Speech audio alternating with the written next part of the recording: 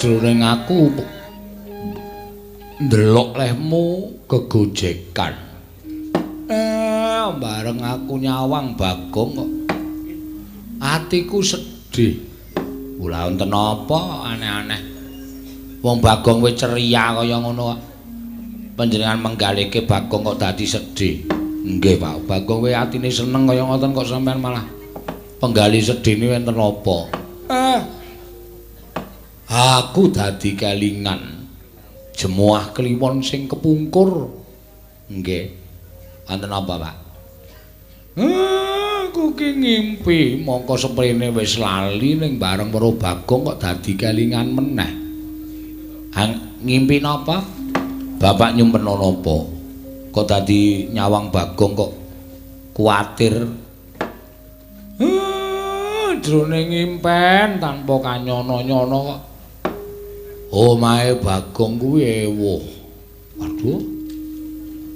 Terus? Omahe Bagong ewuh. Ewuh napa, Pak? Ewuh mantu mongko sing nyandang manten kok Bagong dhewe gek mantene wedok ora ana. Gong, Bapak ngimpekke omahmu ewuh kowe dadi manten. Asik. Lho kok asik piye iki? Kowe ngerti tegese ora? Nek sing jeneng wong diimpekke ewuh ki bakale nampa apa jenenge iki lelakon sing elek. Nek jarene muni dadi manten kuwi cepak patine. Gugon Tuhan. Wong mbok percaya karo sing gawe urip ora percaya karo impen. Arep diimpekke dadi manten dina ping 4 nek sing gawe urip bro mestheke mati ora bakal mati. Tro Semar kok tak percaya. Bekti kula Ndara, loro garing tak tampa. Bekti kula Gus, ya Petro tak tampa. Bekti kula Bos, ya Bagong tak tampa. Enten apa? Lah kok dadi sampeyan rawuh teng Karang Kadempel? Wah, Semar. Praptaku ning Karang Kadempel. Wigati mung bakal nanting karo kowe. Nanting perkara napa? Kowe isih tresna apa ora karo Pandhawa? Nek kula matur tesih tresna, apa ing Mbak tak jaluk mesti mbok wenehake. Mestine ngaten. Tresna kula mboten saged kinten-kinten, Den. Nek kula ora tresna karo para Pandhawa, tangeh kula nderekke Pandhawa ngantos dumugi sepriki niki. Ning saka gedene tresna kula kali para Pandhawa, wekasan kula nderekke Pandhawa ngantos sepriki niki. Yen pancen kaya ngono tak kandhani, nggih. Yen to bendaramu para Drupadi ilang saka negara Ngamarta. Ilang? Yo. Lah sebabe aku dhewe ora ngerti. Wis digoleki menyang endi papan ora ketemu. Tumuli aku sowan Durna bapakku. Kowe ngerti dhewe. Durna wis menehi ngelmu pirang-pirang kelawan aku. Lan ora nate goroh karo Werkudara. Nggih, niku guru sing apik, guru sing becik. Durna tak takoni menyang endi lunganing para Drupadi. Jarine Durna, para Drupadi Mbak Yuku bakal bali nyang Praja Ngamarta. Waton aku iso ngaturake tumbal. Tumbal pripun? Wah, tumbal menungso. Tumbal menungso sinten sing kudu nggo tumbal? Aja kaget aku tak kandha karo kowe nggih. Jarine Durna bapakku sing kudu dadi tumbal supaya dadi srana para Drupadi bali nang negara Ngamarta. Wah, Bagong anakmu. Melayu, Kang. Melayu lek kowe srasa wae.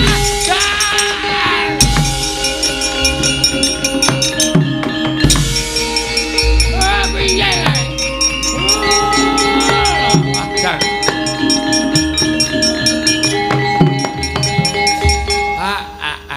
Lah jenenge we Ndara Werkudara.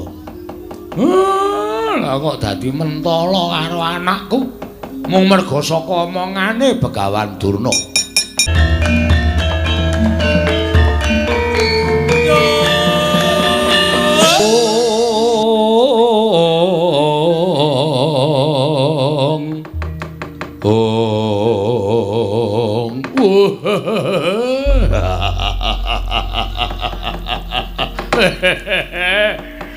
Manjengkuni Mansengkunar.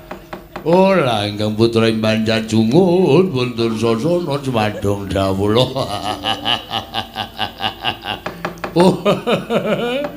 Werta-werti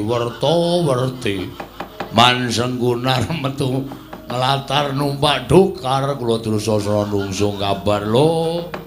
Mansengkuni werti medal jawi numpak pit mini kula terus sasana nungsung pawarti werti. Kebareng kula ngaturaken Herminakata man. Tegese apa Dur? Her menika toya mina menika ulam kata menika galak. Sak galak-galake ulam wis trambahing toya tesih galak atur kula man.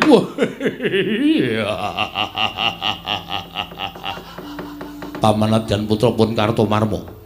Kula Cemadong Dawu kula ngaturaken sarpa mandalika.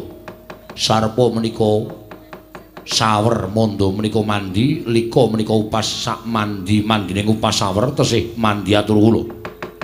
Pamanadyan kula pun ngaturaken Gandharwa mangsa jalma. Gandharwa menika buta mangsa menika mangan, jalma menika menungsa sak galak-galake buta mangan menungsa tesih galak atur kula. Kula nyadong ta, Mas. Kula ngaturaken Tirta Cantaka. Tegese apa? Tirta Cantaka. Tirta niku banyu, Cantaka niku kodhok. Pamane sengkuni kaya kodhok. Edian. Ya, tak trima. Kowe kok nganti ngina karo aku. Paman Cengkuni. Durma Gati. Nggih, Man, kepalang kula ngaturaken jalma mangsa nasi uduk. Apa? Jalma mangsa nasi uduk. Tegese apa? Jalma niku menungsa, mangsa niku mangan nasi uduk niku enak. Sak galak-galake menungsa mangan sekul tesih galak atul kula man. Paling menungsa Durma Gati Cemadong Dawu. Iya. Pripun kabare, Mas? Enten dawuh napa, Dur? Lho. Kowe tak kandhani ya, Le. Iki mau jroning parwatan agung kaya biasane ngrembug babagan patine para Pandhawa. Lah, tenan lho. Ora ana rembug liyane wae piye. Pendak-pendak nganake pasewakan mesti ngrembug patine para Pandhawa. Nyuwun pangapunten lho.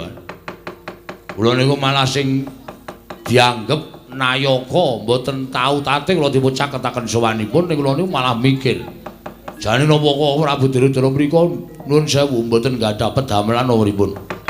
Lah ing atase ngrembug kok mesti ngrembug mateni Pandhawa, ngrembug matri Pandhawa ya ngrembug liyane niku ra ya akeh to.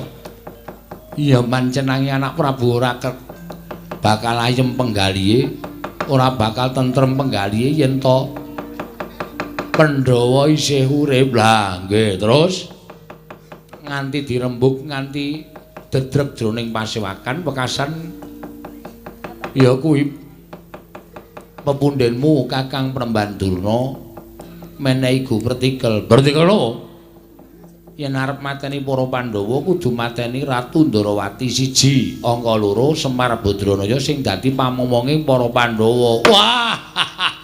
Cecak nguntal cagak cebol gayuh wulan wuta ngetung lintang tangeh kelakone jebak wurunge. Wong kurang gaweane, wong tentrem-tentrem urip kok ando golek sirnane Koko Prabu Ndarawati karo patine Semar. Kula tak takon wong sak ngestina niku sapa sing iso mateni Semar karo Ratu Ndarawati? Edian. Woh, ketoke piyai-piyai ning ora nduk pikiran. Kosong mlompong. Kaya bumbung wong wah. Lah mbok Sinuhun Ndarawati niku dikrubut wong Kurawa 100 niku ora bakal menang. Pun, aja kok Kurawa 100. Senopati Ngastina niku ngrubut Koko Prabu Ndarawati ora menang, Mas. Aja kok Ratu Ndarawati, Kurawa 100 kok ngrubut Semar ora menang. Sampeyan kok ora elek-elek, sampeyan kok ora ngandani mongko patih niku wong nomor 2 teng negara Ngastina. Wajibe sampeyan niku luwih tuwa kudune Ratu Gustine kleru niku sampeyan ngandani, ning sampeyan ora, malah ngrojongi. Biadab sampeyan. Sik ta. Iki kok aku malah tok seneni iki pindho. Lha nggih sampeyan ku senengane wonten niku kok. Niki rawuh mesti enten gawe gitu. Mesti enten gawe kula tak nyuwun prisa. Gawene kula ngono apa? Lah iki mau bareng Kakang Mrembanduna ngendikake golek patine Semar iki gampang. Gampang pripun? Mbok turunane kon temandang karya. Ora mungkin cangkem. Iso omong ora iso tumandang karo sing kon tumandang Kurawa niku arepe pripun? Kakang Durna ora arep akon kowe mung dikon baris. Lah tenan to. Tiwas ora nggo sepatu. Kon baris. Iki Kakang Durna ngandhake yen to matine Semar kuwi kudu dijangka srana alus. Srana alus carane. Saora-orane kudu gawe patine Panakawan. Oh, la tenan to. Terus sapa sing arep mateni Panakawan? Panakawan Gareng Petruk Bagong kudu mati salah sewiji. Kurawa kon mateni Gareng Petruk Bagong ngoten arepe. Ora kok sik ta. Aku ki tak omong sik kuwi senengane kok nyentuh lahir rembuku to. Lah sampeyan bola-bola anggere dawuh mung marahi mangkel ya, Mas. Lah iki mau terus tekane Werkudara. Modal ora kowe. Mesti Kurawa didhawuhi kok nyekel Werkudara. Woh, toto perban. Dur siap-siap Alteko. Arep ngapa? Albutil. Gue nambani lumpang. Jonggolmu melonjok ora. Werkudara tekan kene kowe ora takon nyekel Werkudara, ora takon mateni Werkudara. Lah terus Werkudara sing saguh mateni piranganing Panakawan siji ing antaraning telu, nek ora Gareng ya Petruk, nek ora Petruk ya Bagong. Lah nggih niku apik pertikele. Terus niki pripun Kurawa? Dawuh anak Prabu Duryudana Kurawa ki nen budal sajuru-juru. Nggih. Ngetutake laku ning si Werkudara nek pancen Werkudara kelakon mateni salah sawijining Panakawan kowe bali marang negara Ngastina. Nah yen Werkudara mung semaguh tanpa bukti tegese saguh nampa dawuh perintah ning ora ana tumindake kowe kabeh samapta ing gati sawiga ing diri Werkudara dikerocok gaman dikerubut nggih. Aja nganti iso ucul. Wah, ora urung ya tetep perang.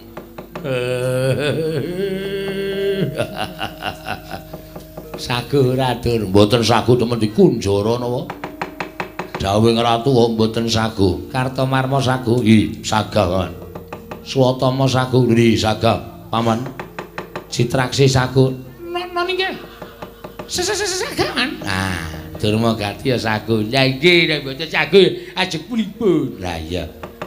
Mangkat to dina iki. Surtayu tak tuding dadi cocing ngajurit. Nun Wisnu akan dawuh. Parambidan menika Paman sing ati-ati. Mangkat ya Dur. Nggih, nggih. Kestaken dawuhan.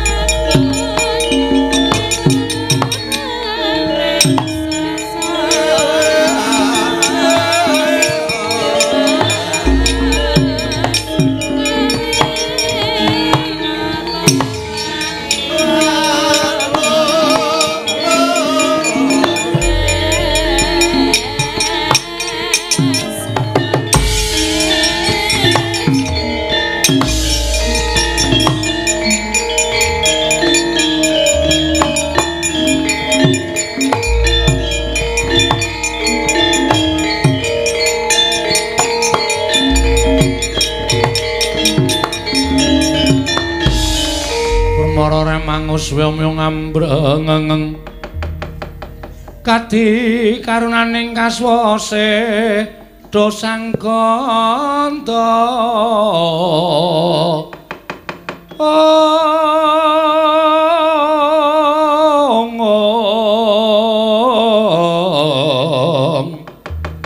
wah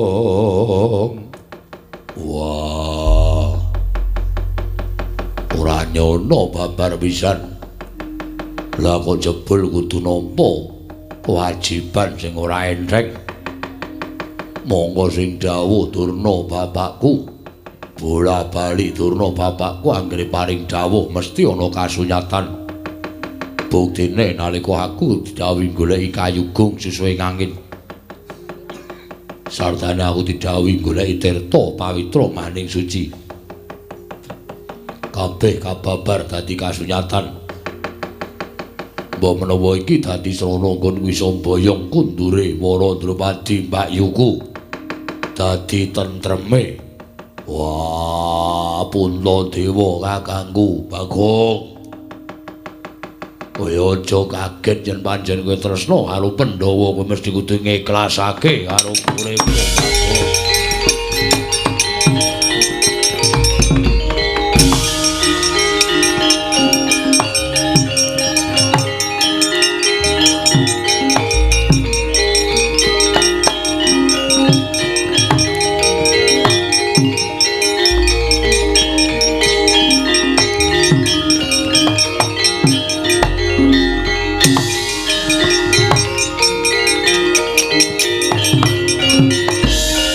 Sapeng karna mawingis-wingis katon lerandheping Trisula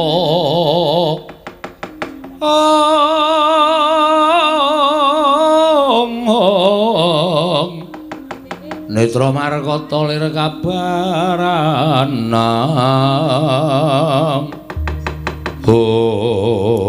jagat wasanmu Bathara Wayapura jagat pancen tak sengaja rada nyelingker nggonku kondur marang negara Ngamangga aja nganti kadenangan wong-wong Ngastina pamreka mengko pengin ngelekake marang Werkudara Raja keladu ing matrap nggone banget percaya marang Begawan Durna nganti gampang diblethuk marang Pendhita Sukalima Dimas Werkudara adhiku cah bagus petuan nganggo nalar sing ganep aja buntung tembe mburine mengko yen kowe getun wis ora bakal bisa nglakoni meneh lho Werkudara.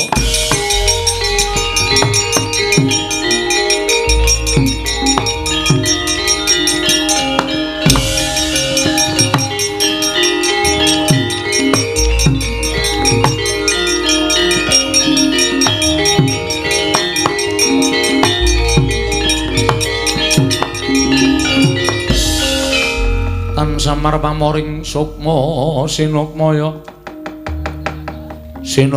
winayu ing ngasepi sumimpen telenging kalbu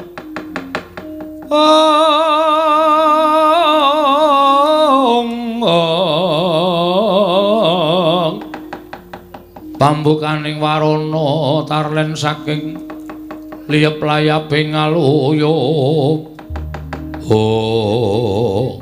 Tara karna kakangku iya wah nyegat aku sanjabaning tapel wates negara Ngastina Dimas kadhahing pun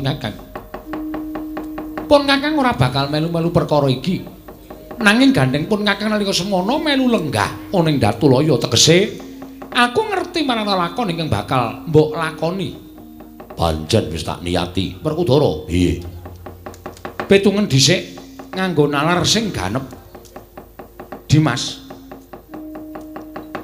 kasarane ngene karna kuwi saben dina campur karo Begawan Durna yo ning sithik kapercayanku karo Pendhita Sukalima lah kok Siadi manut nalika semono Siadi didhawuhi supaya mateni peranganing Panakawan siji ngantaraning telu apa Nalagaring apa Petruk apa Bagong coba to saiki petungen apa kelakon ing atase Prameswari kok mung dijoli nganggo nyawaning batur coba aku tak takon siji kuwi petungan dhisik angka loro saiki aku tak meneh ngerti karo Dimas Werkudara yen to labuhane Lala Gareng Petruk Bagong kuwi gedhe tumraping kadang-kadangku para Pandhawa.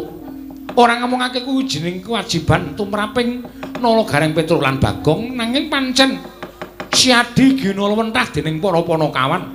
Bebasan sikil dienggo sirah, sirah dienggo sikil.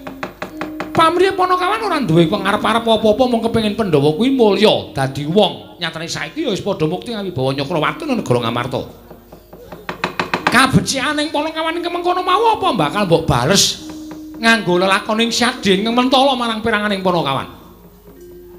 Coba pitungan. Nyai Waradropadi nggone tindak saka negara Ngamarta ora kudu nganggo dibantu bali nganggo bantring menungsa. Ora Yai. Nanging kabeh mau mung minangka dadi pacobaning Wang Mahanasa tumraping kadangku Yayi Puntadewa. Minangka dadi pamecut tumraping kadangku Yayi Prabu Ngamarta kepiye nggoning ngasah pikir sarta pangung kaling jiwa minangka dadi guru laki kudu ngupaya menyang didununge garwa yen to nganti ninggal marang Praja Ngamarta. Wah. Ayo pitungan. Mumpung durung kebajut sega durung kebajut dadi jenang si Adi kudu metung perkara iki aja nganti si Adi mengko getun tembe mburine. Karna kakangku, piye? Aku ngaturake panuwun. Dene karna kakangku wis ngandhani sarta wis tutur-tutur marang Werkudara. Nanging kuwi aja ngentrengke karo Begawan Durna. Aja mbok anggap kae pendhita cepethe. Kae pendhita sing dhuwur derajate, pendhita sing kondhak. Malah bola-bali dawuh karo aku nyatane ya kasunyatane contoning bab apa kayugung susuhing angin tak goleki nyatane aku ya entuk gawe tirta pawitra manding suci. Sapa sing ora percaya karo Begawan Durna nalika semana akeh panunggalane. Nadyan Babu Kunti nalika Sumantra nggondheli karo aku aja nganti aku nurut sarta mbangun miturut karo Begawan Durna. Nanging jebul kabeh kleru. Kunti Babu kleru, barep kakangku kleru, Janaka Kresna kabeh kleru.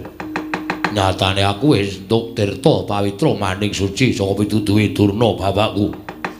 Mula wis dadi anteping tekating Werkudara.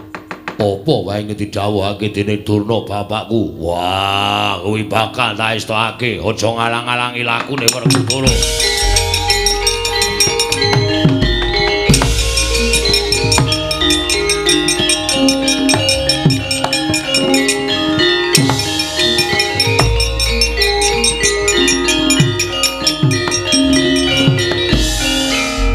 Saning uboto ora wayah lara jagat. Lah dalah. Lah ya bener. Mongko akeh wong sing padha ngarani yen Werkudara ki kang pengawak waja, tegese ora mundur saka geguntur, ora mendho saka pangrepa. Yen iya ya iya, yen ora ya ora. Dadi pambekaning adikku panenggak Pandhawa. Ya Werkudara. Yen manjen sira Syadi wis wani nglakoni lelakon iki, lakonana kanthi tewajuh. Perkara bener luput bejo cilaka bungah susah. Etungane wong urip nang alam madha kuwi mung mirna loro. Mung karindi sing dipilih. Sing ati-ati Werkudara. Muga-muga ora nganti Syadi kejlomprong marang juranging kanistan merga saka pokal gawene wong Astina Yayi. Yayi kadangku Jodipati.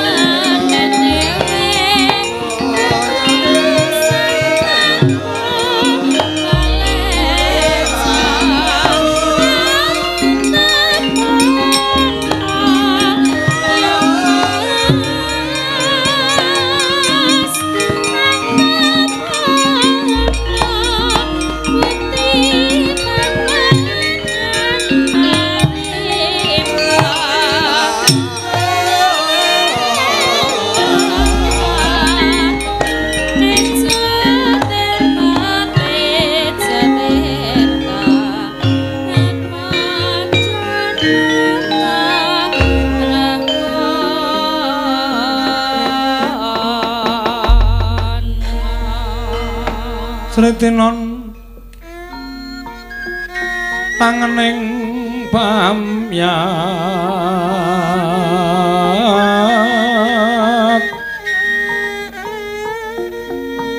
busana maneka warna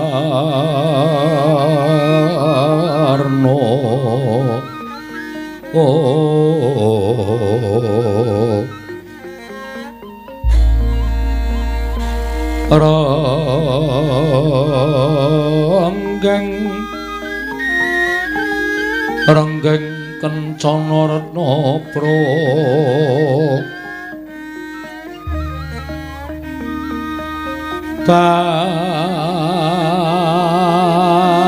bandera layu kumeter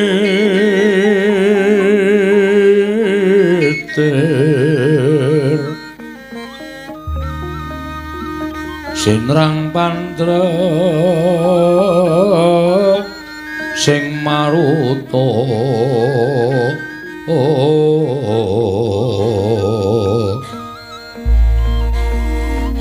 serna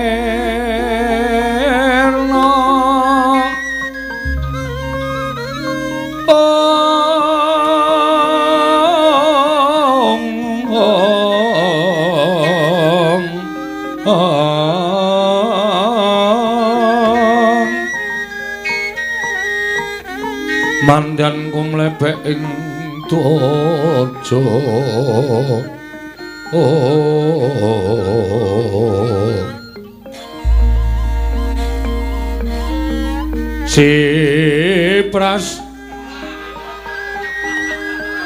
Suprasna kayu kaprapal Puspita anjreng Siti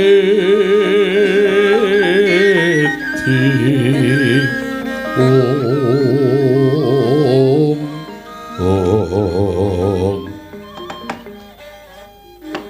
Ron mawur katyuping angin Kukila bubar sumebar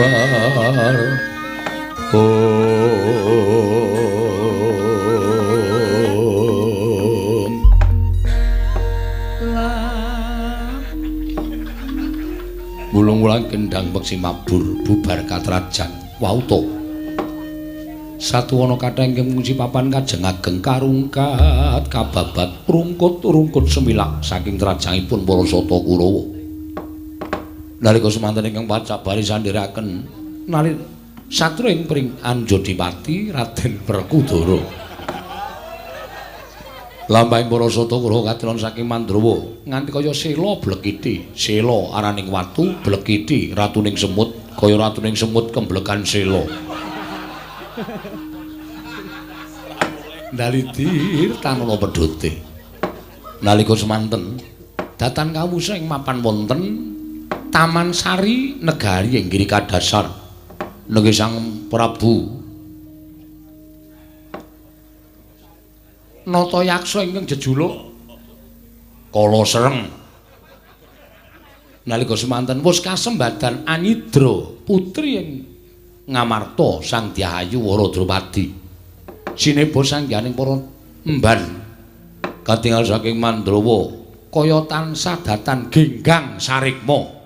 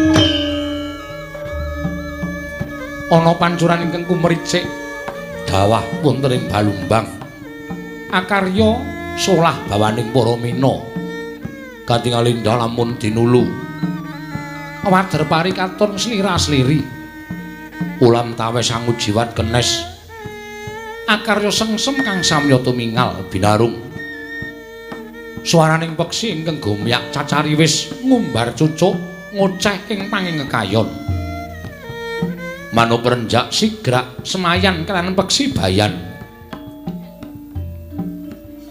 mbrit-bibit miang-urang-urangan angrenggani Taman Sari negari Giri Kadasar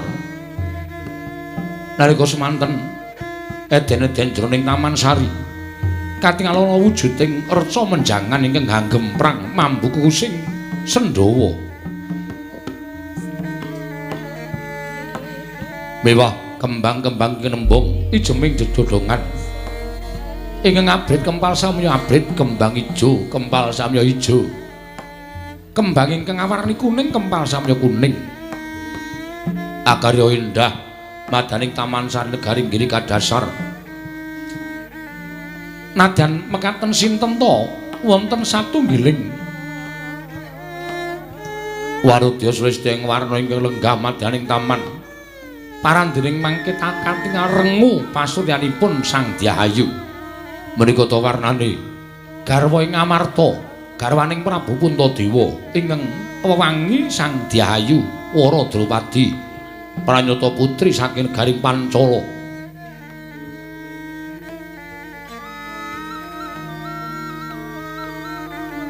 katingal sungkawa enggalih krana pisah pinisaken dhateng keng garwa dening Sang Prabu Kala Sereng nalindra Giri Kadasar cinidra saking negaring Amarta bineta wonten ing praja Giri Kadasar linenggahaken madyaning Taman Sari nadyan nadhep sangganing para cantrik para mban sedaya rumahap ngersaning Sang Putri Dewi Wara Drupadi paranjene sanjuga kemawon dereng wonten ingkang anuju prana mring penggaling Sang Wara Drupadi mila hanggung tumungkul datan mobah datan musik nganti kaya pratima kencana katingal kembeng-kembeng punang waspa wonten ing pojoking netra krana kemutan kelawan ingkang garwa niki Sang Nata Prabu Puntadewa parandening mangke tintrim madyaning Taman Sari negari Giri Kadasar datan wonten ing samyaning andika nadyan gegodhongan kang ngubah samirana datan mampah ingkang kapal semung swaraning ngocehing peksi miwah kumricik ing daya datang lam-lami madyaning Taman Sari dadak sakoring mangke sigra mecah swasana abdi mban ingkang wantun munjo atur ngersanipun Sang Dyahayu Wara Drupadi dados kumangun jeneng pangit kang ing kababaring lisan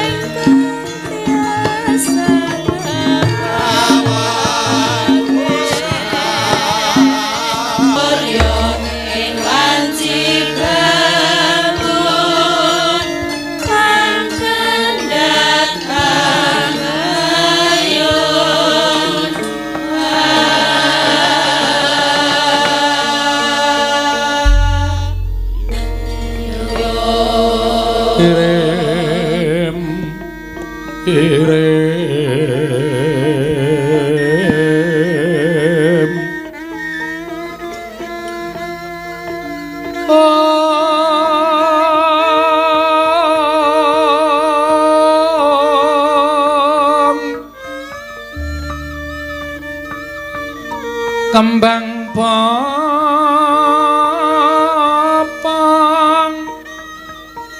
teratebang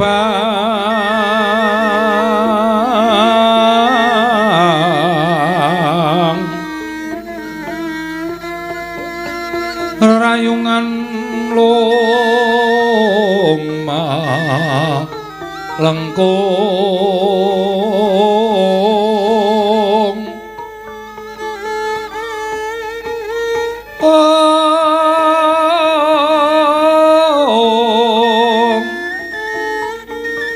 tumelung rumambating yen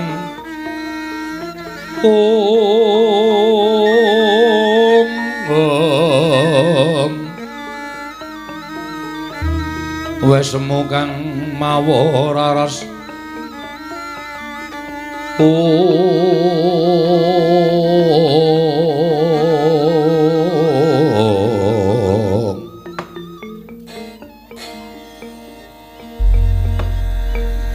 nah piye mak menginging sekawit Gustimu ki ngersake gending bundet kok datine kok randu kentil karang yo apa-apa ki nek arang-arang ditokke kadang kala sok ora dadi sinau yo sok saklebatan sok lali mula ta Gustimu Waradrupadi terus sengkel penggalihe ora kersa ngendika kudune nak ngawur kuwi peksi kuwung kok ha iya ayo kala-kala ya mbukak kaya ngene iki nak dienggo anu apa jenenge iki perbendaraan men ora patiya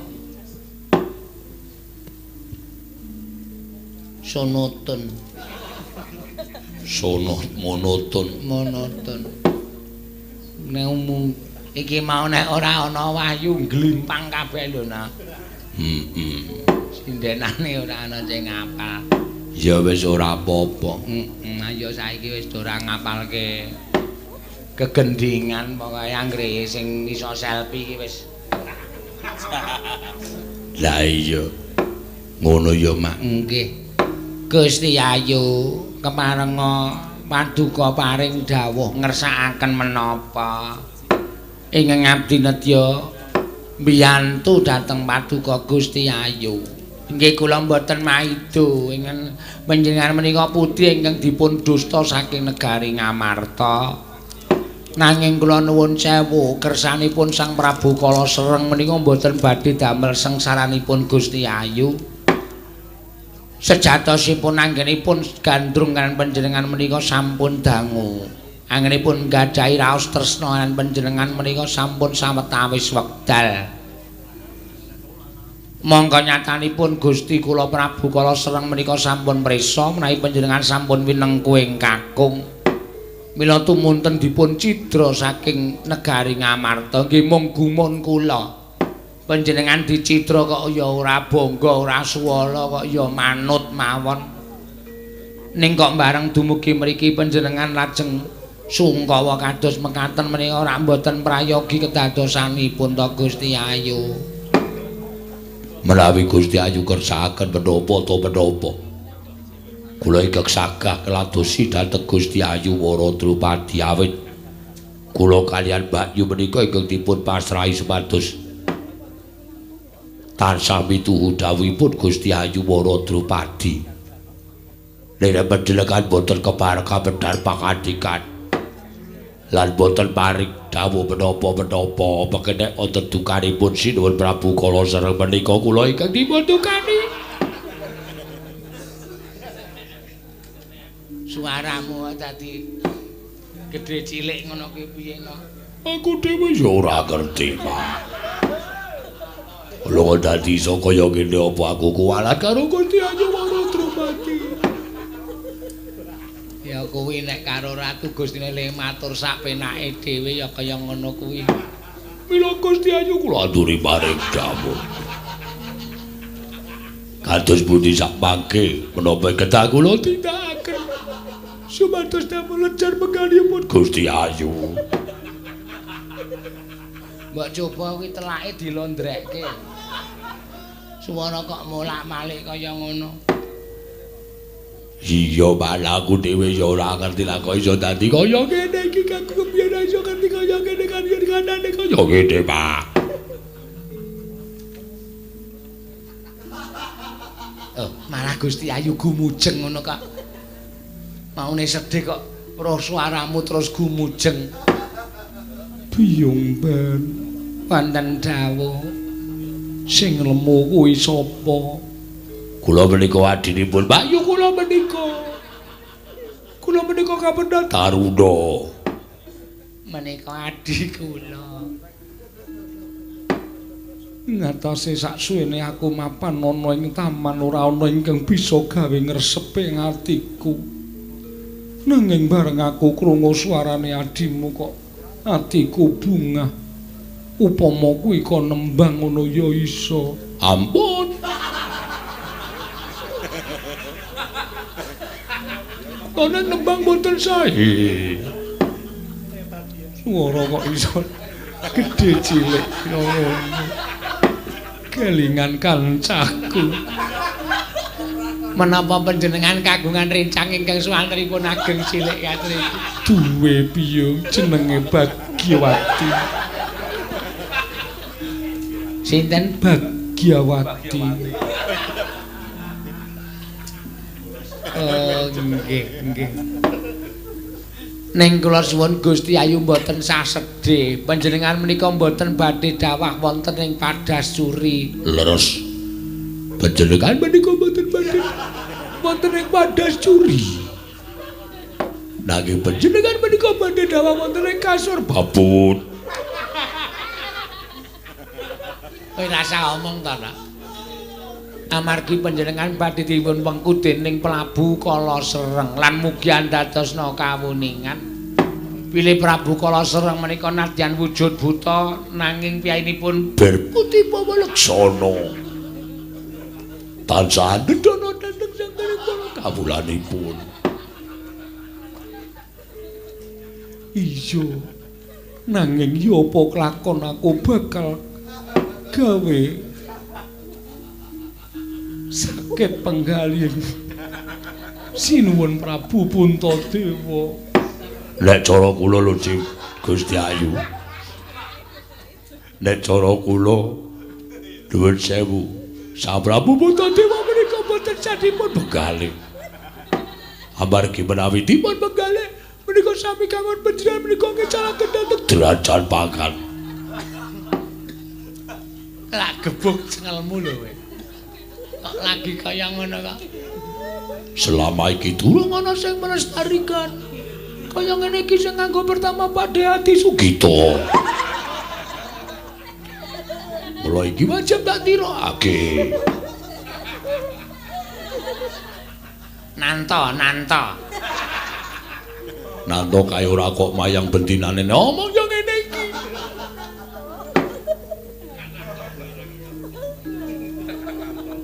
Mban sing kuru kowe mundur. Nggih.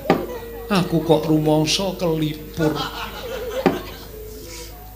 Jenengmu sapa? Kula Marse.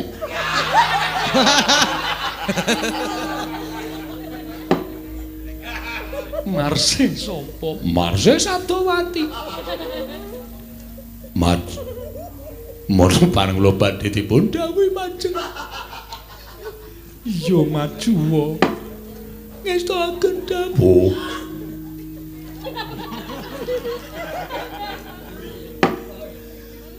Aku lagi iki ngerti ana wong kok suarane iso dadi loro. Panji sejatosipun suwanten kula menika nyigar. Nyigar inggih mekaten dhateng sendika. Ben pokoke nganti sak tugele boyok enak. Terus aja leren nek urung semaput. Ben kapok. Gusti Ayu kersakaken menapa? Kula sanggup mangertosi Gusti Ayu. Wis aku nek kowe wis kowe iki meneng ora tau omong menapa-menapa aku ndak malah Gusti Ayu malah ora mose rembugan ming tinggo gojek terus pripun Gusti Ayu ampun adik kula mengke kula cengkeh padane.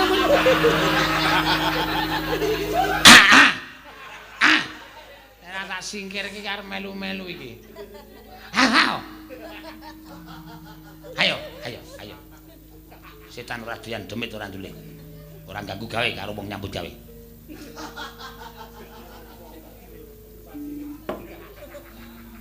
Mban, Ora wonten ndak, Mbok. ya mung kuwi sing tak pikir. Perkawis menapa, Mbok?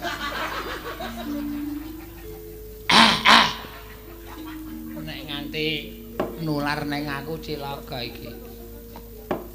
Aku kaya ora mentala ninggal marang Sinuwun Prabu Puntadewa yen nadyan ana ing kene dimuktekke dening Prabu Kala Sereng, Mbah. Dem, Gusti Dem. Iki kok ana wabah penyakit apa sih? Dadi kabeh ketularan kabeh. Tansah marpamoring sukma Sinumaya winayu ing asepi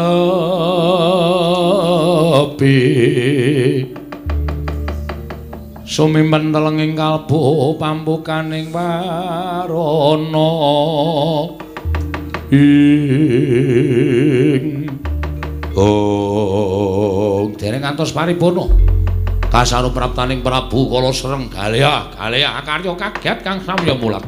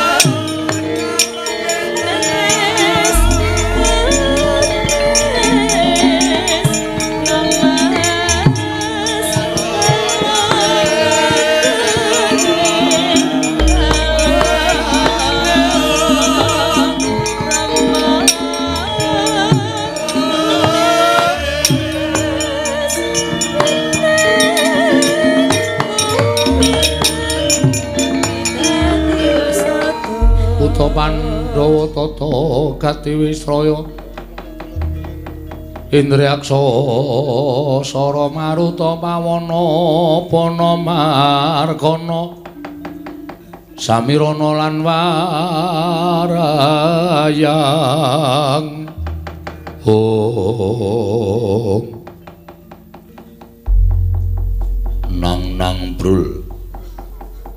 Nang brul mbek miyong tergelung sengu ladala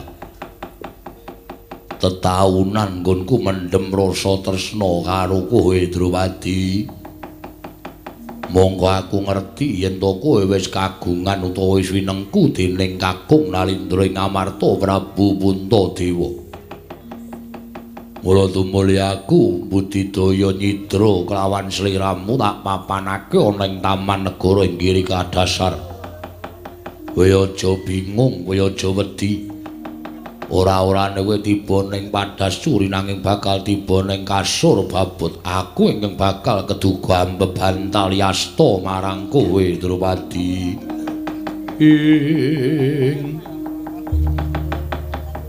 Wanodya yutama ngambararum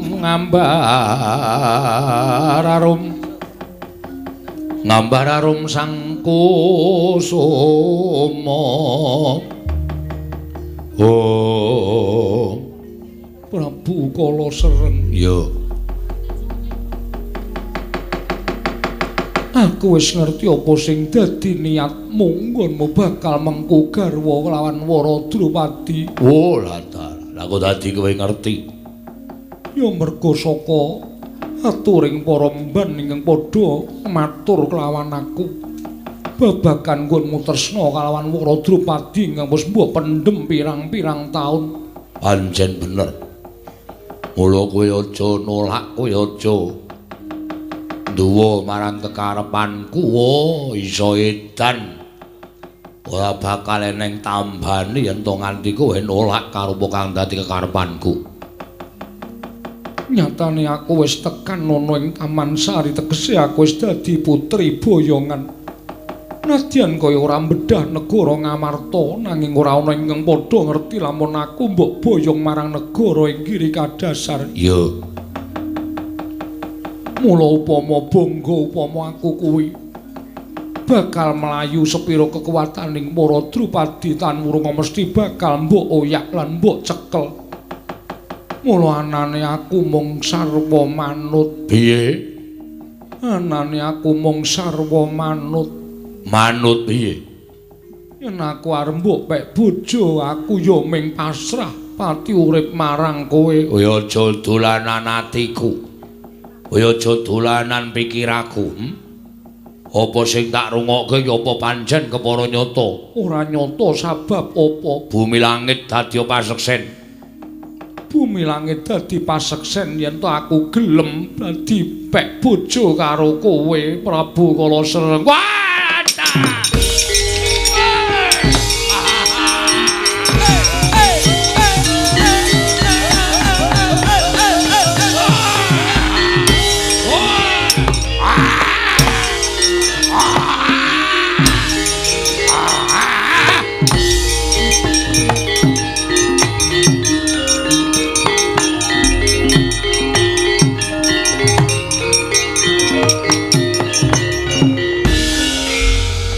seneng-senengku aku ora mbutuhke mban sing pekok-pekok wak cokoti do tekaning pati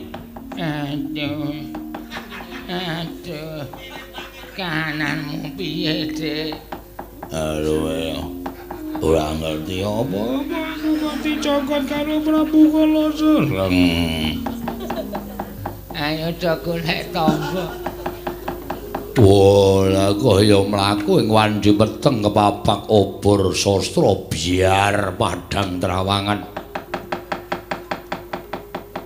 kaya ketiga ngerak agak-agak dumadakan ana udan dresing kang kawasa nelesi atiku Waradrupadi ora dalah Kala Sereng piye upama aku duwe panjaluk Prabu Kala Sereng kersa apa ora kowe njaluk apa njaluk ora bakal aku wegah maringake marangku yen perlu kowe njaluk patine prajurit 80.000 cacah tak geceke sirahe kabeh apa kowe njaluk nganggo nyamping mas ginepeng apa kowe njaluk nganggo suweng inten sak kurungan jago apa kowe njaluk nganggo ali-ali gedene sak pelek Vespa bakal tak wujudi aku ora bakal njaluk bondo donya ning aku njaluk karo sampeyan sadurunge mengku garwa aku tak suwun siram jamas pitung iya kuwi pitung tuk ing sendang ingkang mapan ana ing ereng-erenging gunung ingkang cacahe 7 lho bakal pirang dina le rampung aku kudu siram jamas ana ing sendang ingkang metu utawa ingkang mapan ana ereng-erenging gunung ingkang cacahe 7 tegese sendange ya cacah 7 iya sinuwun Mung kuwi wae panjalukku yen sampeyan bisa lakonana yen ora ya wis aku balekno ning negara Ngamarta. Ning nek sampeyan bisa nglakoni lakonana tak lakonane.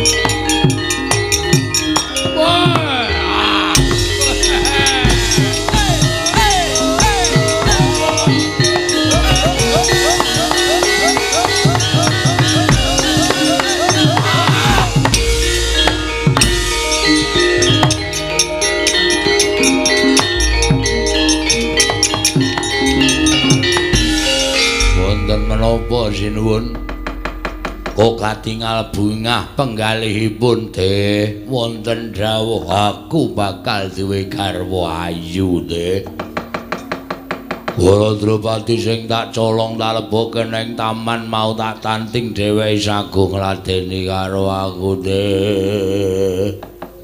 inggih sinuwun derek bingah nggone aku lungguh dampar keprabon dijejeri Prameswari Waradrupati kowe nek sibo nganggo kacamata ireng men yen kowe nyawang Waradrupati kowe aku ora weruh mergo aku bakal sujana karo kowe mboten sinuwun mboten badhe wantun De wonten dawuh negara tunggunen lho panjenengan badhe tindak dhateng pundi Drupadi njaluk syarat aku kudu siram jamas 7 sendhang ingkang metu saka ereng-erenge gunung cacah 7 tegese saben ana gunung ereng-erenge ning sendhang aku kudu siram ana ing kono siram jamas monggo kudu 7 cacahe mekaten sinuwun ya lajeng badhe pinten dinten anggenipun paripurna aja mbok etung wonten kelakon penjangkaku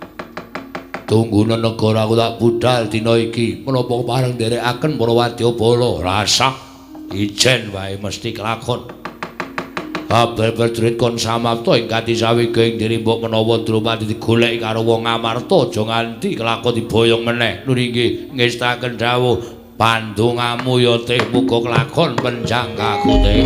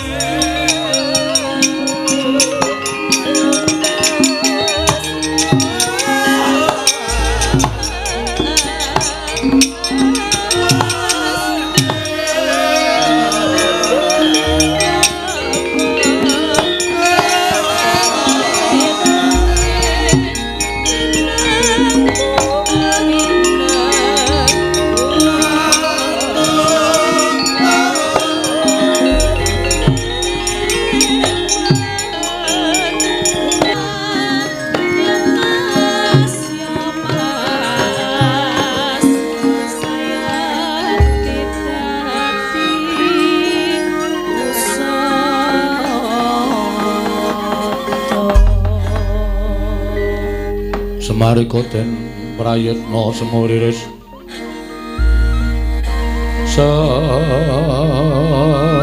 samuriris eko balik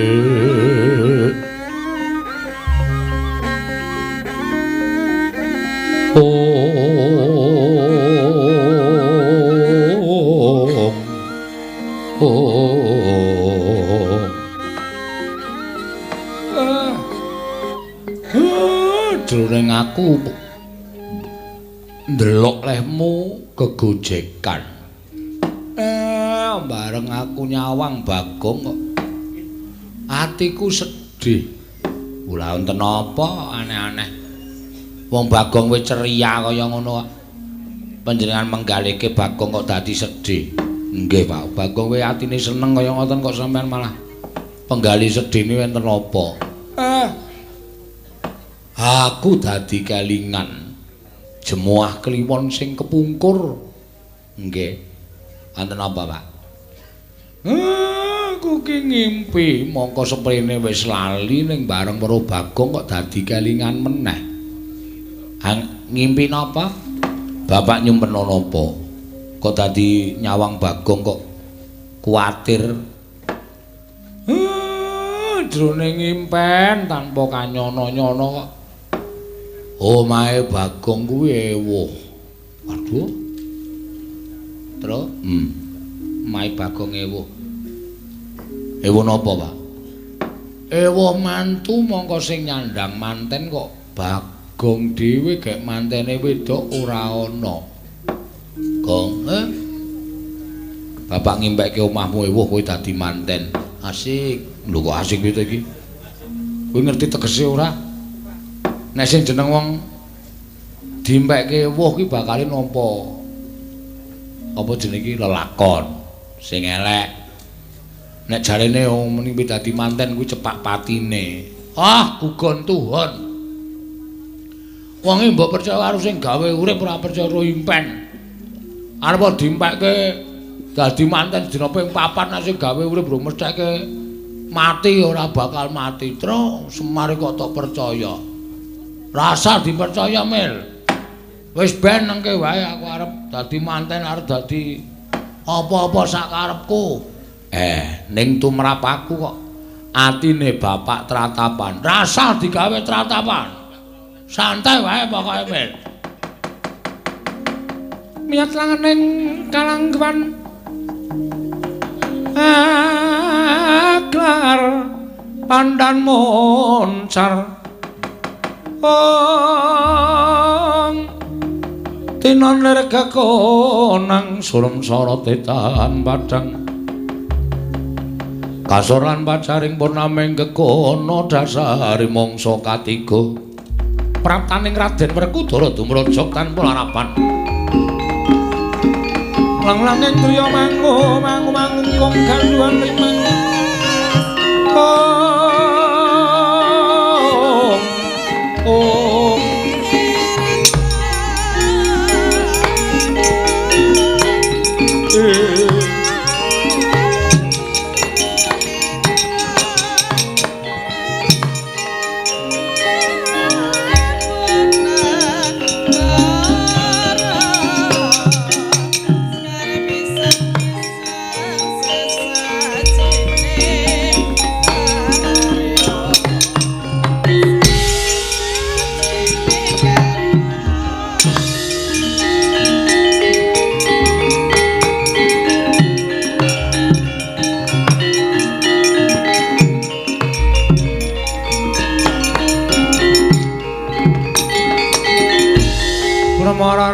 Swamya ngambreng kadi karunaning kaswase yane marga memalat kung dosang gondo astrat aja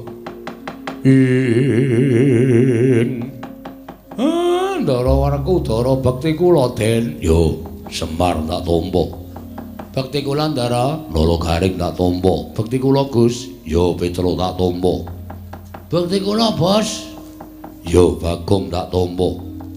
Enten apa? Lah kok dadi sampeyan rawuh teng Karang Kadempel. Wah, Semar. Praptaku ning Karang Kadempel. Wigati mung bakal nanting karo kowe. Nanting perkara napa? Kowe isih tresna apa ora karo Pandhawa? Nek kula matur tesih tresna, apa ing Mbak tak jaluk mesti mbok wenehake. Mestine ngaten. Tresna kula mboten saged kinten-kinten Den. Nek kula ora tresna karo para Pandhawa, tangeh kula nderekke Pandhawa ngantos dumugi sepriki niki. Ning saka gedene tresna kula kali para Pandhawa, wekasan kula nderekke Pandhawa ngantos sepriki niki. Yen pancen kaya ngono tak kandhani nggih. Yen to bendaramu para Drupadi ilang saka negara Ngamarta. Ilang? Yo. Lah sebabe aku dhewe ora ngerti. Wis digoleki menyang endi papan ora ketemu. Tumuli aku sowan Durna bapakku. Kowe ngerti dhewe. Durna wis menehi ngelmu pirang-pirang kelawan aku. Lan ora nate goroh karo Werkudara. Nggih, niku guru sing apik, guru sing becik. Durna tak takoni menyang dilunganing para Drupadi. Jarine Durna, para Drupadi Mbak Yuku bakal bali nyang Praja Ngamarta. Waton aku iso ngaturake tumbal. Tumbal pripun? Wah, tumbal menungso. Tumbal menungso sinten sing kudu nggo tumbal? Aja kaget aku tak kandha karo kowe iki. Jarine Durna bapakku sing kudu dadi tumbal supaya dadi srana para Drupadi bali nang negara Ngamarta. Wah, Bagong anakmu. Melayu, Kang, melayu lek kowe Srasa.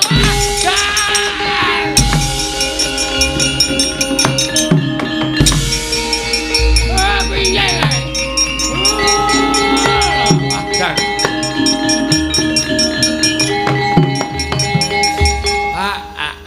Lah jenenge we Ndara Werkudara. Lah kok dadi mentala karo anakku? Mung merga saka omongane Begawan Durna.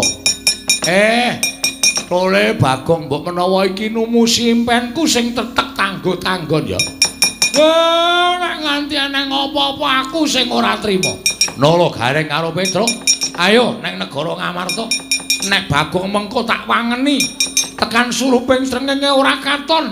Nek negara Ngamarta aku arep nutuh karo para Pandhawa.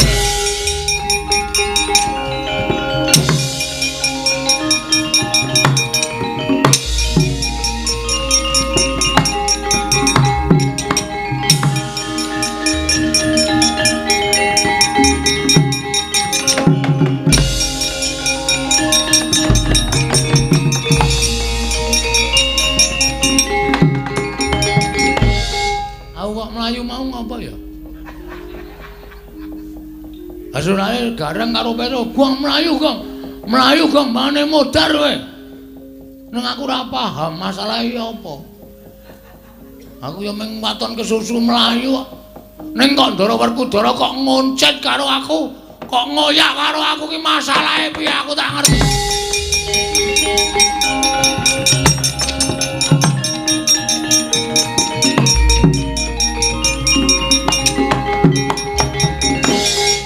Digenahke Mas.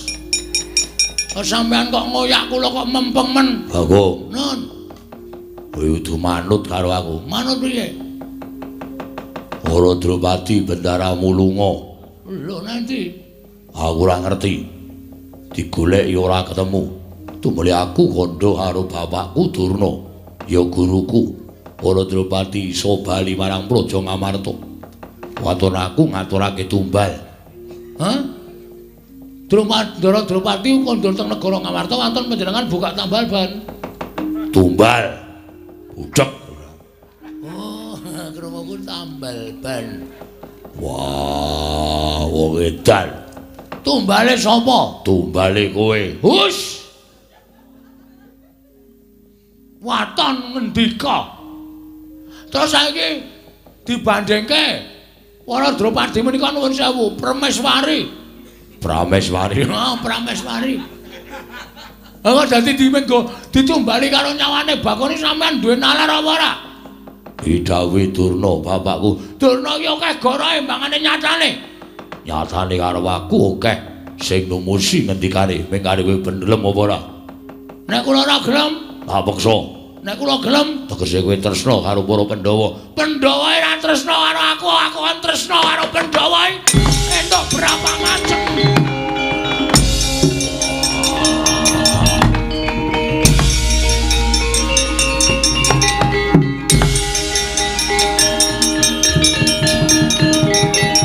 Wah, keduan.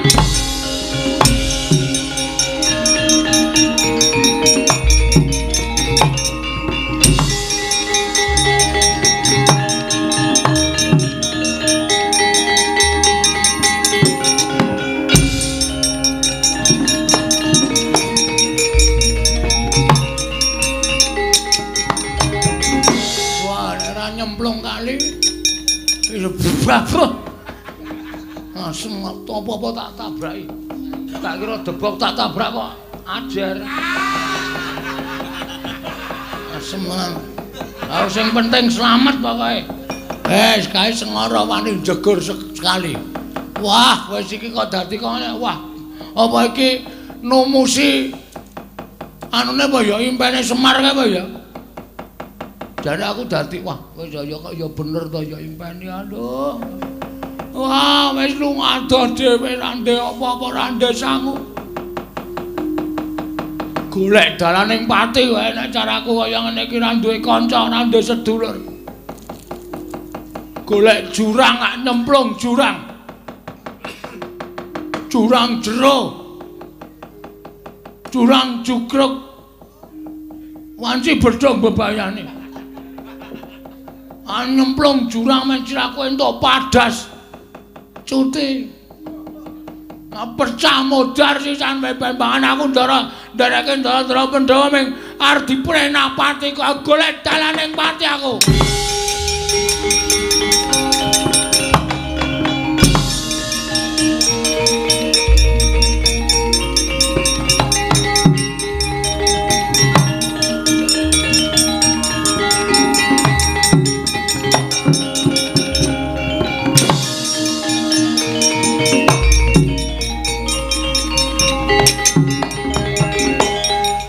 Dhuwur munggah bukit plung ngono glundung siraku entuk watu tuak pecah metu getih mongko ora mati lara kejet-kejet ora ono sing nulungi piye ya ora ya wis lah gak selak malah pikir aku tekan dindi wis nyemplung jurang wae ah. Iki ngarep iki ana jurang. Wah, tulisane Bukit Bintang. Pathok apa ya wis menarana engko aku nyemplung Bukit Bintang plung. Glundung. Tiba ning omahe Risa. Apa iya malah ora sida mati mah nggon aku urip. Silakan sa. Malah tambah nyawa. Ha wis ning ora wong omahe Risa ado karo Bukit Bintang kok. Kene aku tak penerke nggon watu-watu kae mbangane kesuwen urip ning alam pajak. Oh iya.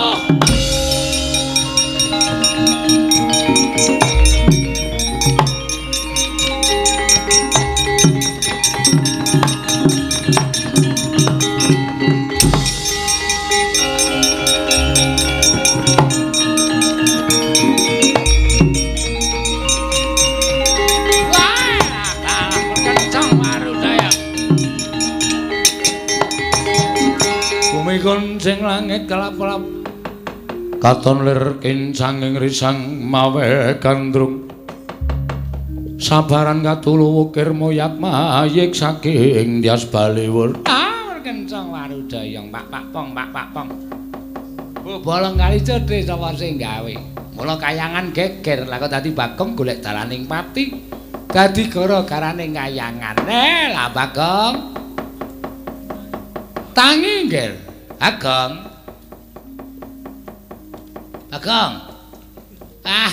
Dewa kok dapusi. Wong hidepe wis kriyip-kriyip kok gayane mati. Kuwi jenenge wong merem ning ora tewajo. Tegese hidepe keder. Bagong, tangi aja kaya bocah cilik. Kaya ana suara ya. Apa iki malaikat? Malaikat dengkelmu kira. Ayo melek ora. Ayo melek. Pulo. Wala panjenengan. Sapa? Panjenengan sinten? Lah, ora ngerti kok panjenengan gayane kaya wong tepung-tepung kae. Terus ale kulino nang pasar kaya wong tepung ben iso silidit. Wo. Median ora. Panjenengan sinten Bu Kulun? Kulun berrata-rata. Walah. Lam-lam perjiwatan boyo mirah boyo ingsun. Sun permak dadi ndika. Pukulun. Ngaturaken sembah bekti kula konjuk Pukulun. Iya ulun tapa. Pangesturun tampan ana. Kula pundi nggo jimat paripe. Ndayono ning kasantosan Pukulun. Pukulun? Piye? Wonten apa panjenengan? Merepeki kalian jasad kula Pukulun. Bagong, nun. Kita aja nglalu. Lho niki kula mboten nglalu kok. Kita nyemplung jurang glundung. Kula paske ngisor blethokan Bu Kulun. Dadi empuk mboten bakal tekaning pati. Kowe lah trondolo iki. Dewa kok dapusi karo titah. Nggih Bu Kulun. Nika pancingan pados dewa mandhap wonten ing jagat. Ternyata dewa kepancing Bu Kulun. Dadi kita ki ora niat mati to. Lho, urip dinikmati kok mati Bu Kulun. Wah, pancen bedhies tenan kok iki. Terus Bu Kulun badhe menapa? Kulun bakal mitulungi karo panjenengan kita. Matur sembah nuwun. Bu Kulun pirsa piyambak. Ndara-ndara kula Pandhawa badhe ndadosaken kula tumbal. Ya, Werkudara terutama. Dewa kok omongane kok basa Indonesia? Bu Kulun saking Cibitung. As. Cibitung jengkulmu mlocot ora. Dewa anu Werkudara sing utama sing bakal mateni kanjeneng kita. Ya ta? Nggih Bu Kulun. Anjir kita arep napa? Lho kula nyuwun senjata pitulungan Bu Kulun. Kita aja kuwatir. Kita bakal ulun tulungi. Kita rasane dinendi? Nang kene wae. Terus iki engko deloneh ana Nalendra Yaksa sing jeneng Prabu Kala Sereng. Serem apa sereng? Sereng. Kuwi kalahna. Patenana. Mengko busanane agemen, negarane kita ingkang ngagem. Serius Bu Kulun? Iya tenan. Ini dia si Jali. Lakon penjanggaku dadi ratu nek dadi ratu arep males ngudi tuwa. Lara wirang atiku karo sing jeneng Plekudara.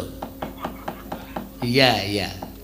Ning pripun anggere kula badhe ngawonaken Ranti Jayaksa wong nyatane kula niku wong ora ndek kadigdayan Jaya Kawijayan bola duwe kasekten. Kita ulun paringi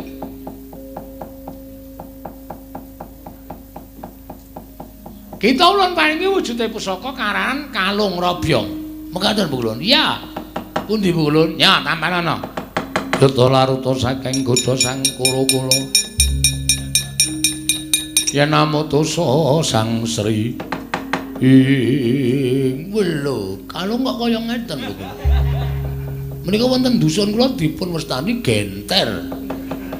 Genter nggo nyogok matamu kuwi. Bu Kulun ampun emosi Bu Kulun. Niki genter. Ning ewa semana Bu Kulun nyebut Kalung Robyong mboten dados menapa kula anggap menika Kalung Robyong. Ya. Salah dadi apa? Matur sembah nuwun Bu Kulun. Ya, nek ulun kondur makayangan ya. Titanana. Nek ana buta jenenge Kala Sereng, patenana kuwi engko nglenggahi negarane. Kowe tak kandhani Kala Sereng ki sing nyidra para Drupadi. Wedan. Para Drupadi mengko tantiken dadi bojomu. Serius? Ora tenanan. Ya mung dienggo balekke para Drupadi marang negara Ngamarta. Oh nggih Bu Kulun. Kita kuwi abdine. Nggih Bu Kulun. Mengkaten mawon Bu Kulun aturi tindak wonten ing antariksa. Ya. Ulun kondur makayangan ya. Bagong nggih ulun ngatos-atos.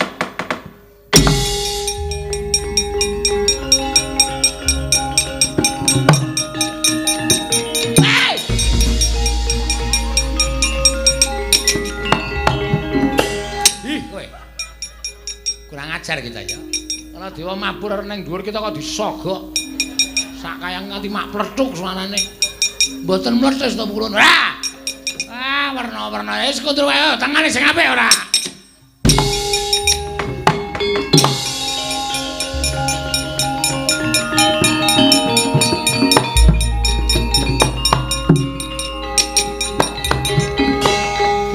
Dadi srana aku nek arep mukti ngawibawa Nyakrawati Mbah Dendra. Sapa sing ketok ratu buta jenenge Prabu Kala Sereng pateni dening Bagong negane atiku.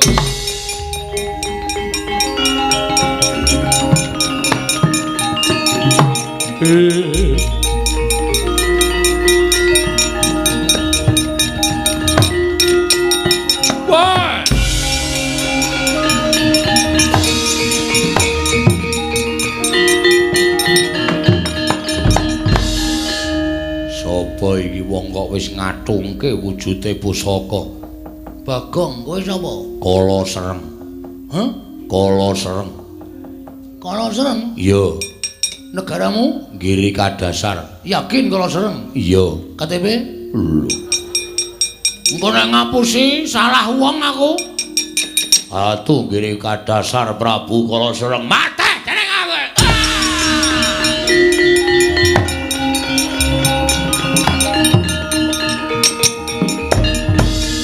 Modar.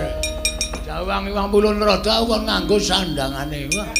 Lobok kabeh mesti. Gedene ra jamak-jamake.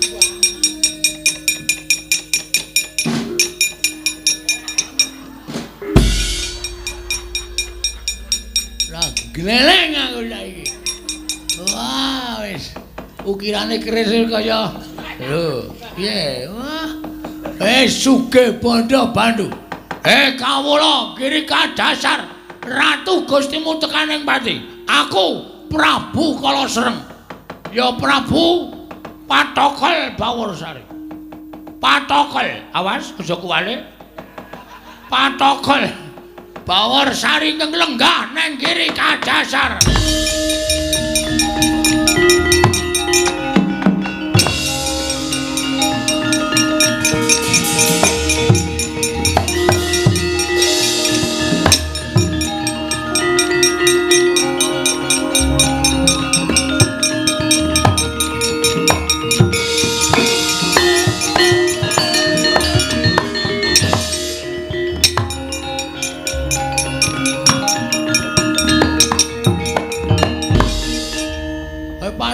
Inggih sinuwun. Ratumu pateni. Inggih kula sampun ngertos. Aku sing iso mbedhak negara Giri Kadasar mula aku ing lenggah dampar Giri Kadasar jejuluk Prabu Kalasereng. Ning gandeng Kalasereng ki Ratu Gustimu aku mong jenenge padha. Inggih, panjenengan mawi nami jejuluk sinten? Prabu Pakon Patokol Baworsari. Patokol Baworsari. Teh wonten dawuh. Kowe tak utus tindak pundi? Mangkat nang negara Ngamarta. Inggih. Aku bakal nggarwa Dewi Wara Drupadi ning kudu wayuh putri Ngamarta. Lho, sinten malih? Dewi Werkudara. Nuwun sewu. Werkudara menika jaler. Asa kok lanang wedok gelem. Dewi Werkudara kon tekan kene tak dhaupe. Menawi boten purun gawe geger negara Ngamarta. Sendika. Wah.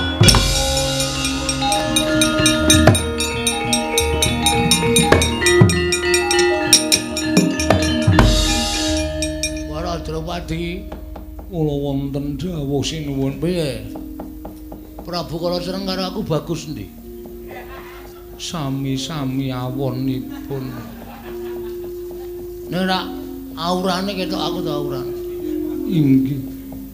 Tobat sandangane ra kok apik men pirang-pirang, nyengkelit keris nyengkelit bendho. Iki nggo mateni mungsuh, iki nggo sambi golek ramban, Brodroban. Inggih. Terus kowe sidane gelem karo sapa? Purun kalian Gusti kula Prabu Patokol Baworsari. Asik. Ning aku arep ngijabi karo kowe nek urung entuk garwa nomor 2. Sinten? Dewi Werkudara. Mekaten, heeh. Mula kowe manjing ning akekku kecubung. Inggih. Ingkang pundi? Sing jari manis. Inggih. Tak gawa ning negara Ngamarta mbok menawa pateku ora iso mboyong Werkudara boyonge karo Drupadi ngestaken dawuh.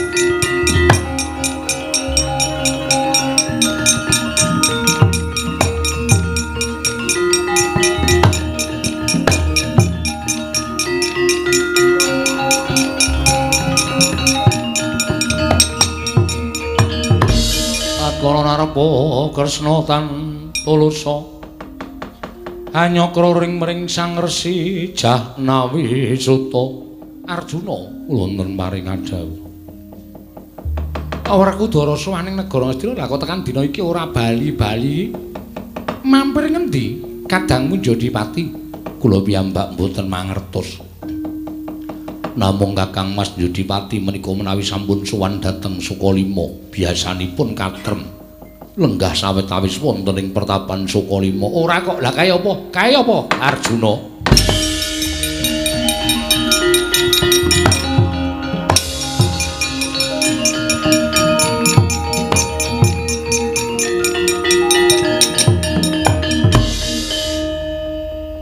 nganti suwe si Adi nggone nyuwun prisa karan Begawan Durna. Apa si Adi kampir dhisik marang Sukalima? Ora. Lah saka ngendi? Wah, Durna tak takoni. Wara Drupadi Mbak Yuku iso bali marang negara Ngamarta ning syarate ana. Nggonku suwe mau mergo golek syarat. Syarate apa? Syarate kudu nganggo tumbal. Lho, tumbale sapa aku tak takon. Wah, tumbale sapa? Wah, jare Durna bapakku tumbale Bagong. Terus Bagong kudu mati. Lah terus nggonmu suwe ora kondur marang negara Ngamarta ki mau? Sowan ning Karang Kadempel. Yo. Terus Bagong wis tok pateni. Wah, ora tak pateni ning sajae wonge nglalu mergo wedi karo aku.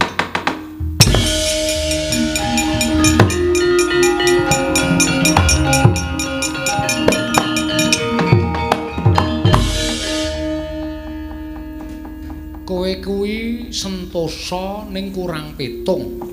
Ngerti? Kurang pitung piye? Kowe kuwi digdaya. Kowe kuwi ampuh. Ning kurang pitung, kurang gelar sarta gulung nganggo nalar sing ganep. Coba to hitungan. Lah kok dadi kowe mentala karo Bagong mung diapusi karo Begawan Durna. Durna ora ngapusi. Ning sagedhakan iki Durna ngapusi. Dasarmu apa Durna ngapusi? Merga Durna kuwi lenggah ana negara Ngastina. Mong Ngastina kuwi siji wae ora ana ingkang seneng karo Pandhawa. Pendak dina ingkang dirembug, mung piye carane mateni para Pandhawa, piye carane gawe cintrakaning para Pandhawa. Mongko mateni Bagong, mateni Panakawan kuwi wis diancam dening Kurawa mataun-taun suwene ning ora kelakon. Lah kok dadi saiki patine salah sawijining Panakawan malah saka Pandhawa dhewe iki kowe iki nalar apa Rudra?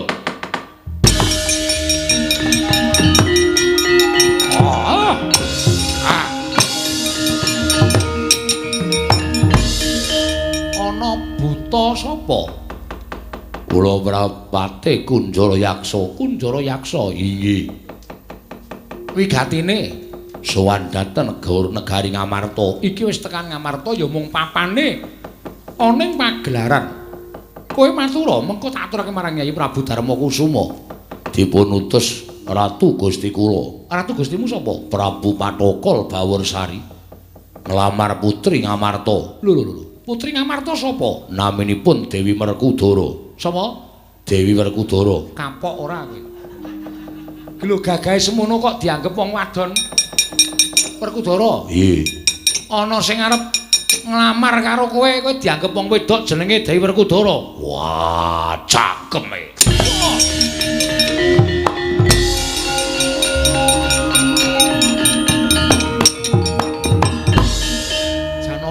Wonten dawuh ora sameru-meru lho. Mboten.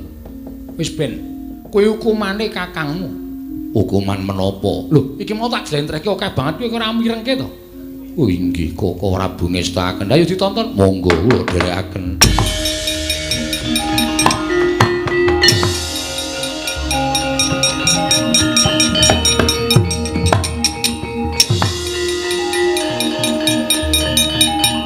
Wah.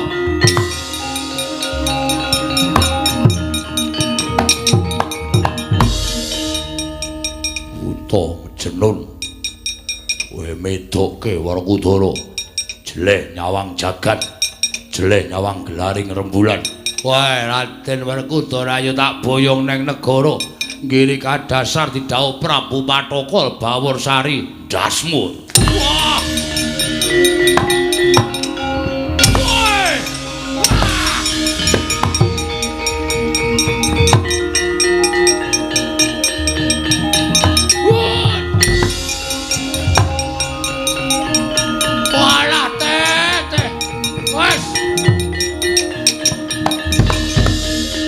Sembada le dandan.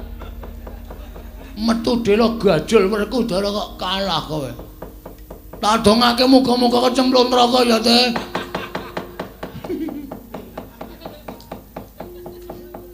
Diajeng. Wah, do ayune. Ayune tomba undang nang neng. Aku calon guru lakimu Dewi Werkudara.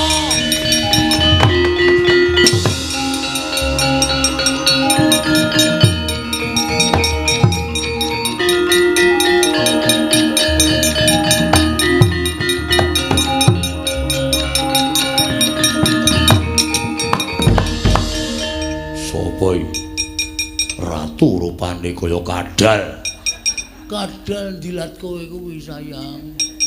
Wah, sayang apa? Sayang 150.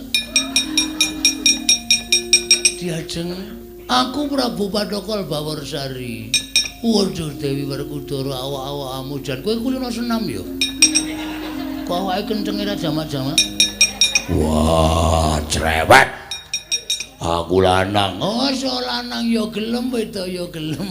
Aku apa-apa gelem aku. Aku ACDC Dewi Werkudara. Wah, pecah ndasmu. Pecahan. Kowe ora iso mecah karo aku sikep. Tambunge tenang. Edan. Wah. Sayangku.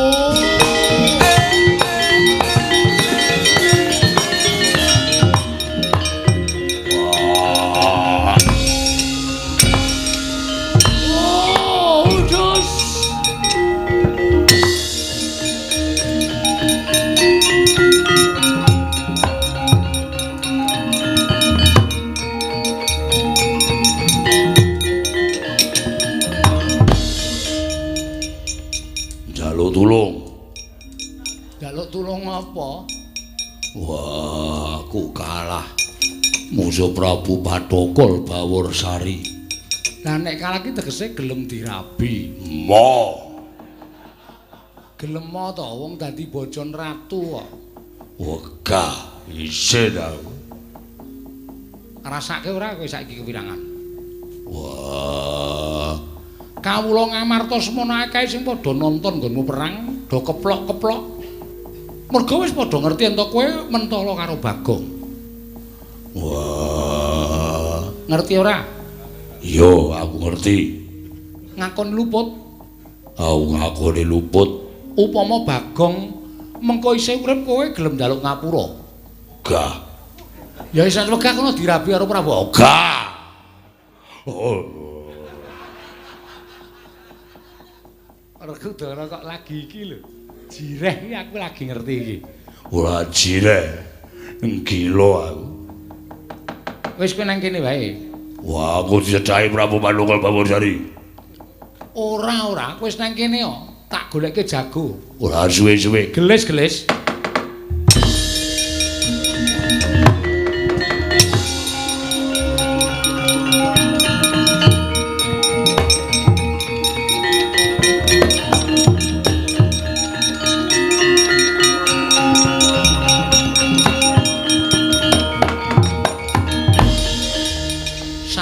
Jago kuwi mangkat perang sangonana rasa luputmu marang jago-jago kuwi iki.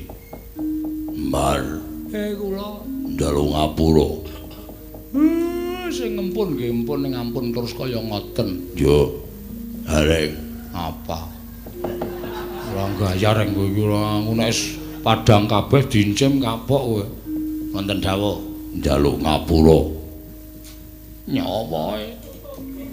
Nyawane Bagong ya, Tru. Wah, aja nangis, aku ndak saya rumangsa kleru. Nggih, mpun. Petro.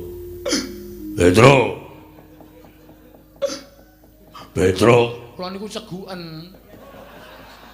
Kowe mau ora ngombe kok ndarani nangis ora. Wah, semi. Njaluk ngapura. Nggih, mun mboten napa-napa. Nala gareng karo Petruk dalem ndara. Piripun, Den? Ratu ngamuk kae sampurnakna. Napa kula menang? Wis tak tontonen dhisik. Oh nggih.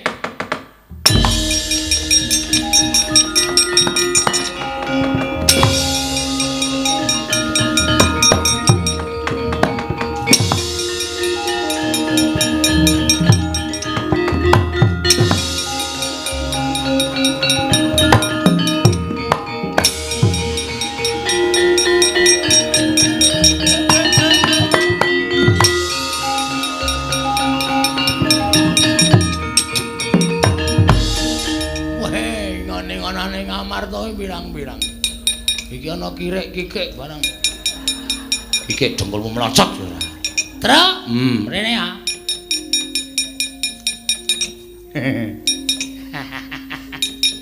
Dong apa cengenge?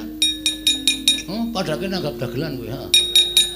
Cengenge Ratu Girika Dasar Prabu Patokol Bawarsari. Ingat, ding. Aja kleru, aja pakon Patokol Bawarsari. Kaya ora pangling ya, Truk. Ora nak aku ya. Mbok raine iki ditemplok-temploki wulu kae banget ya. Tetep ora pangling aku. Iya iki sepatuku iki sandalmu ngono kok ketokan. Oh iya ngono kok. Ayo, mungsuhmu aku. Mati jeneng aku samplok. Kopiar ya. Tubratra ya. Iya.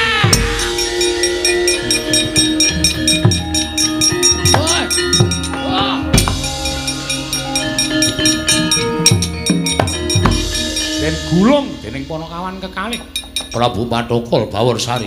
Ical wujuding Nalindra Grika Dasar iki Lurah Bagong Sumawana Sang Dhyayuwara Drupadi. Wah!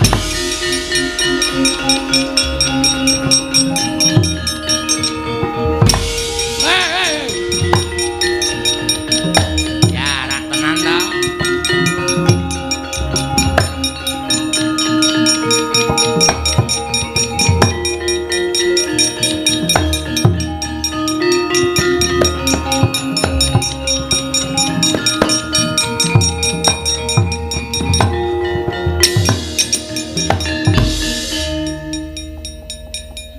Ratu inggih kasinggihan Kaka Prabu. Wonten pundi to kok tindak saking negari Ngamarta? Cinidra Nalindra inggih kadasar Prabu Kala Sereng. Nanging Prabu Kala Sereng pejah dening Bagong tumuli kula dipun singetaken. Piye sida gelem ora? Ora Bagong ya kurang ajar. Wah, wis. Mas tuku obat. Aneh-aneh ora. Bagong ora kurang ajar kae bendaramu kok sida gelem. Bagong. Kowe iki jak omong piyayi kok meneng wae to? Apa mripatmu kuwi? Ayo ki mandeng mburimu kae. Karepe piye karepe? Teruske saiki kok piye? Yo. Aku dendam karo Werkudara. Mentolo-mentolane arep mateni karo aku. Aku njaluk ngapura. Penak. Meng njaluk ngapura. Aku munggah gunung dengkulku lecet-lecet. Kita tukoke obat merah entek 350. Kapuhe entek 75. Nek ora ragan iki ora entek aku. Wah, ra dijoli. Dijoli mengko ndak malah ora prayoga. Dijoli? Yo. Kene ora mung ngomong tok. Rasa ditung. Dadak disuwiri nang jero sak. Terima kasih. Njaluk ngapura. Ora apa-apa, padha-padha. Rumangsaku kok anggere dijoli dhuwit kok njur nyawa enteng-enteng. Ada kaya itu. Aku mengeketan papat ki maksude piye? Obat merah 350, kapok 75. Kapok 75 nggo ngapuki ndasmu piye? Oh ya wis semene trima. Oh, aku yo. Bagong senengane kok aneh-aneh. Nggih, sinuwun karang nggih nek mboten ngoten niku. Lah kowe iso dadi ratu barang. Anggal nggih karang lelakone kok mboten pripun-pripun. Ning kowe iso labu-labet tumraping negara Ngamarta. Nggih. Kowe ngundurke Yai Ratu Wara Drupadi. Nggih. Aja kuwatir mengko Werkudara wis maringi kowe bakal entuk saya akeh saka Yai Prabu Puntadewa. Nggih lho. Iya. Niku sing ngomong sinten? Aku sing ngomong. Wah, wis. Jelas meng ora ana nyatane ta. Lah iki meng senengane meng anu memberi harapan sih. Kresna iki Kresna ndasmu kuwi kok. Prabu Kresna kok Kresna. Ah salah sampean kok memberi harapan aku ora seneng nek carane ngoten niku. Ya sing baku kowe slamet Werkudara sesuk aja kaya ngono. Ya.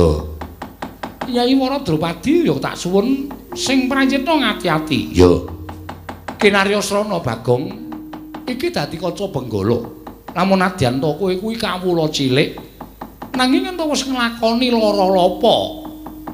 Samengkone undu-unduane mesti bakal apik lan becik. Contone kowe arep dipateni karo Werkudara, kuwi dadi kasutapanmu munggah gunung, jegur jurang. Nganti kowe entuk kamukten negara Girika Dasar ora ketamung sak uruping damar sak umuring jagung. Nggih. Iki kinarya tuntunan lan kinarya kaca benggala marang sapa wae ingkang padha mangerteni oncekaning lelakon iki Bagong. Oh nggih, matur sembah nuwun. Werkudara. Nggih. Ayo kabeh manjing telenge kedaton. Wah, iya ayo tak dherekake.